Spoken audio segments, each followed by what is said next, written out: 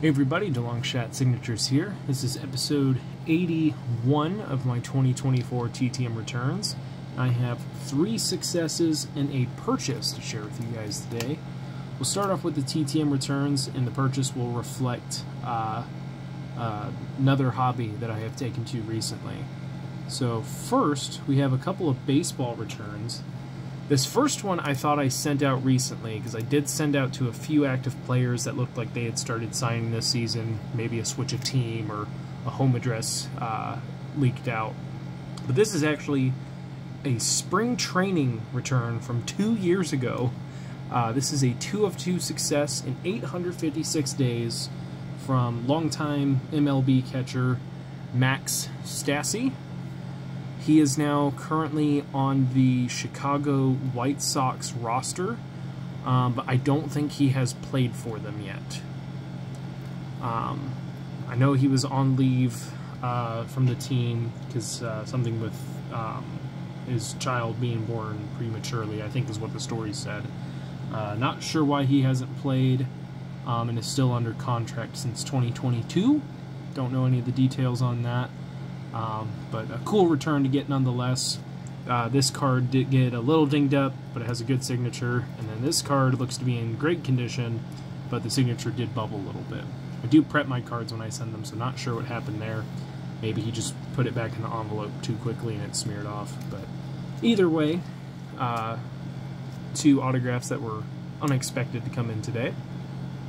Then we have a 5 of 5 success coming back in 40 days from another MLB catcher, Lance Parrish.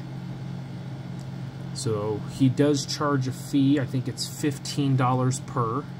So I went ahead and bit the bullet and got these 5 cards for various sets signed.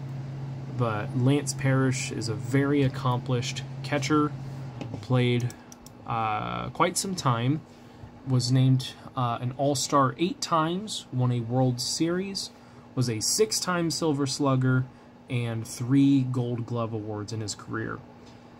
He also had, I think, over 300 home runs and 3,000 total bases.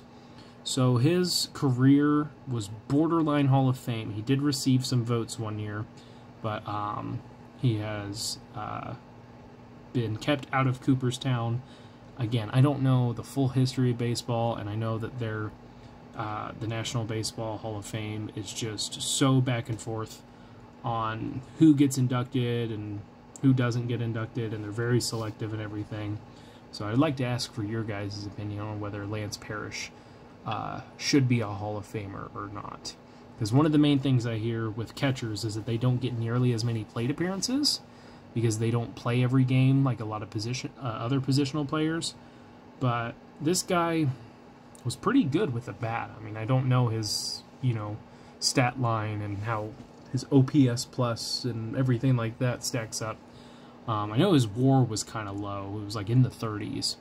So probably not going to make the Baseball Hall of Fame, but still a very, very solid career. I don't think anyone can take that away from him. Last one is an IndyCar return. So with going to the Indianapolis Motor Speedway, we continue having a connection here with the autographs. This is a 3 of 3 success in 59 days on some hero cards that I wasn't able to get signed at the track, but I was able to get them TTM. Mr. Ed Carpenter.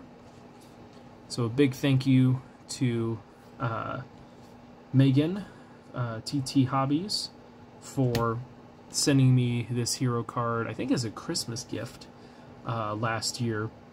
Wasn't able to get it signed at the track, but I did get it signed now. And then I also got a couple more that I purchased off of eBay, autographed. So very cool to add those to the IndyCar hero card collection. So that's it for the TTMs. And then we did have a purchase that came in today. And like I said, I have a new hobby that is taking up some time and obviously some money. Getting into a new hobby is going to cost you money. But it's allowed me to connect with some people at work. We hang out after work some days during the week or online. to play Magic the Gathering. I don't know if any of you guys know of it, but it's made by the same people who created Dungeons and Dragons. So, you know, the very stereotypical nerd stuff. And now that I have been drawn into one of the games, I totally get it. I get it on both sides. It's very addicting and fun to play, but you gotta be kind of a dork to really, you know, get into it. And I don't mean that in a bad way. It's not gonna be anything that's ever, like, super mainstream, unless, you know, like the crypto bros or something try to influence people to do that. But, I've been having fun with it, and I bought my first Commander Precon about a month and a half ago, and I really liked one of the cards that was in there. So I looked up the artist, and he does not sign through the mail, so that was a bummer. But you can order signed artist proofs through him. And so I was like, all right, well, that's a pretty cool concept. And so what they do is they send like 50 cards to the artist and like, hey, this is how it's going to look when it's printed. Let us know if there's like any other issues with it, and we'll get it fixed for the next printing. So these are pretty rare. And this is the commander that is in that Commander Precon. And I got it autographed by the artist for the artwork. And it introduced me to something new in terms of how an autograph could be signed. So not only is this Carter Doomscourge card signed, it is signed with a shadow signature by artist Chris Ron.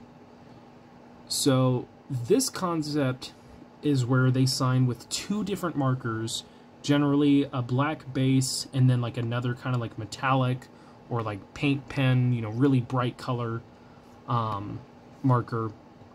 And they'll sign it once, and then they'll highlight portions of it or the whole thing with another marker. So this looks like it's almost like printed on or stamped. But if we can get the camera to focus for just a second, you can see where he signed it and then where he added the kind of borders, embellishments to make it look like it's popping off the card. So really cool thing. I've never seen that anywhere else. I don't know if maybe this is more common with like artists, maybe like comic books and stuff like that would do something like this. But I just wanted to see how this would turn out, and really, really happy with the way this looks. Interesting concept. I don't know if anyone else who signs TTM would consider something like this, but if I have the option, I might try and get, you know, maybe one shadow signature if any of these artists are willing to sign it that way. But I do have a bunch of cards that I have ordered that I will be sending off to get autographed. Hopefully see those come back, and I will share those when those come in, but I am still waiting on quite a few to arrive before I focus on that. But very, very cool first piece for a new collection that I'm going to work on. But that is it for this one. Let me know what you guys think. Thank you guys for watching. I really appreciate it. It helps me out a lot. Best luck with your guys' collecting. Take care.